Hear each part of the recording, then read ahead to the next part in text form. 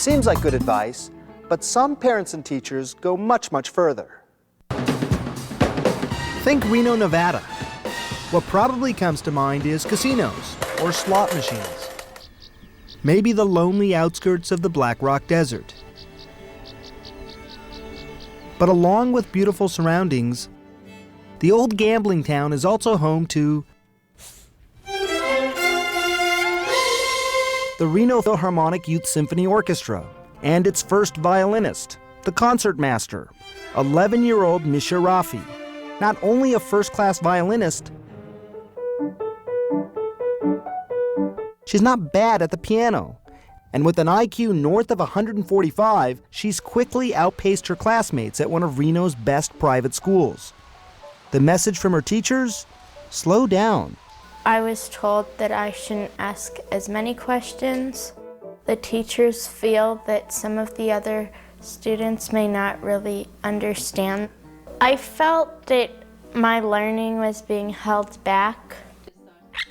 By last fall, the Rafis were desperate, on the verge of moving Misha and her mother to California to find a school that would challenge her.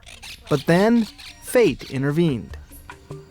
In August, the Davidson Academy opened its doors to 36 students from around the United States and as far away as Australia. Now there are no dorms. Those not already living in Reno moved with their families. Every student here has an IQ higher than 145, or the equivalent on another achievement test. Such ability is rare. Only about one person in 10,000 has an IQ that high. All right, pick up your hat. The Academy is the brainchild of Jan and Bob Davidson, entrepreneurs who made a fortune selling educational software, like Math Blaster, then sold the company and started a foundation to help the very brightest students. They say it's important to start young, that genius delayed is genius denied. I'm hoping this will be a model for all schools, where they allow a child to learn according to his ability and his motivation. I think there's been a kind of a hang-up on what we call age-based education, that if you're 6, you learn this, if you're 7, you learn that, if you're 8, etc. But that's probably what needs to be rethinked. At Davidson, each student has their own curriculum. For some 12-year-olds, calculus. For Misha, 3 languages. Older students, 14 or 15, are also taking courses at the University of Nevada, Reno.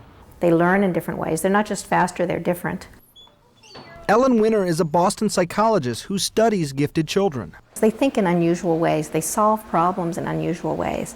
And one of the ways in which they're unusual is that they learn things almost completely on their own. They require very little adult structure or scaffolding. They just pick things up on their own. They soak it up on their own, the way a typical child soaks up language on his own when he's learning his first language. Nationwide, for every $100 spent on special education for struggling students, Winter says just 3 cents goes to classes for the so-called gifted. Since passage of the No Child Left Behind Act, gifted classes are being cut back or eliminated as schools focus on students who are falling behind, not the ones fighting to get ahead. Many schools just want to deny it, because if they say your child is really gifted in math, they're going to have to provide special services for that child, and that's not easy for schools to do, and they'd rather just shove it under the rug. Not all schools, but many schools. Many educators say it's a matter of priorities, that the smartest students can figure out things for themselves. But they're still children, and they need to be supported, and we have found that these students are not achieving in school. They're definitely underachieving. 20% of our dropouts test in the gifted range.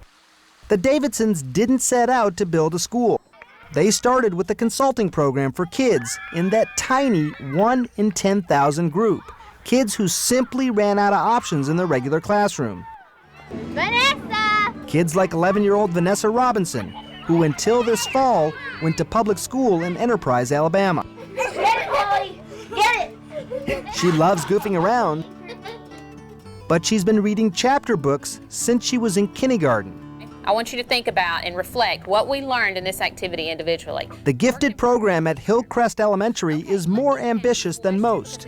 Each week, students spend a full day learning advanced material, and Vanessa loved it.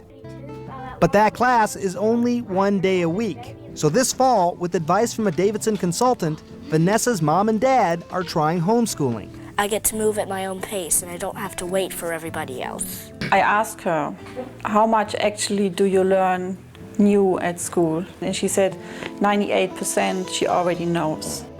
I cannot just ignore my daughter's special education needs and just do nothing. It doesn't matter how far you want to go right now. We're going to find that for you.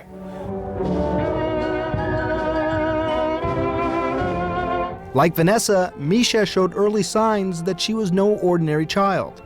One time Simi had taken Misha to Barnes & Noble, and she was just again about 2 years old, and one of her friends was with her.